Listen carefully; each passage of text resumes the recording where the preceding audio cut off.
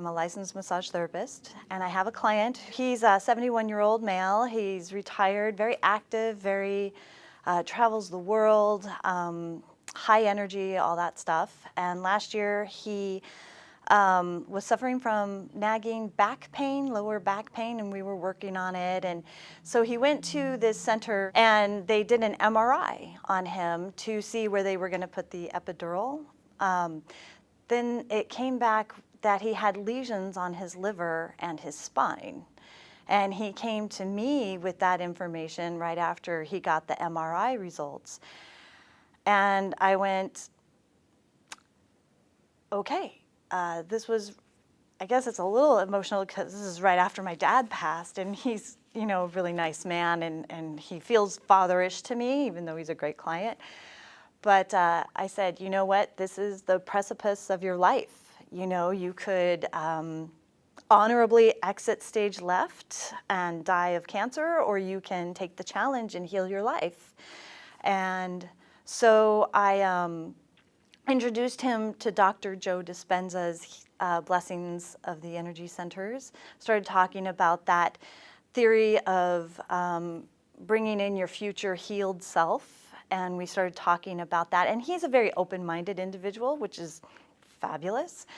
And he was very intrigued about that. So we listened to the beginning of the Blessings of the Energy Center where Dr. Joe explains the atom and goes on. Our deal was he was going to come in as much as possible, which ended up weekly, but we were going to do craniosacral therapy session while listening to the meditation. And then he got a copy of the Blessings of the Energy Center and started listening to them at home.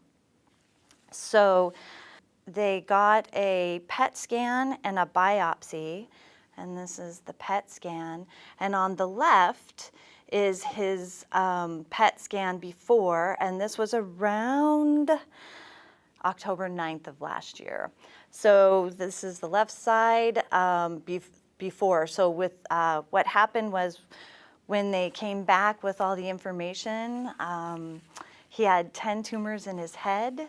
He had metastasized cancer in his liver, along his spine, in the femur, in his lungs.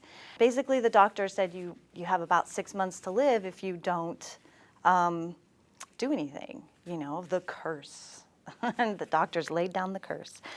So the good news, though, because he had been doing the meditations and really, we were really doing interactive stuff, you know, going, okay, we're going to go future health. We're going to get rid of the cancer before even any treatment comes to us, right? We're going to open the possibilities of a greater treatment, right? It turns out the good news was that the type of cancer turned out to be melanoma. And with that, they developed an immunotherapy shot of Opdivo and Yervoy, which was 4 sessions and every 3 weeks. Except the first session doesn't count because it's delayed 30 days. So he basically had like 4 or 5 weeks where nothing was happening. So again, he was coming to me. We were doing weekly sessions, craniosacral therapy. I yelled at him a couple times because he would refer to his food as anti-cancer. And I'm like, get cancer out of you. You're giving energy to cancer. Get it out of there, you know? It's your health shake, you know? Go for health. Get cancer out of your mind, you know? And he'd be like, okay. Yes, ma'am. The first infusion shot was 10/21. And then the first really good news about this whole thing, because doctors and the missus were all very skeptical. You know, they're like, oh my God, you're going to die. It's set in stone, right?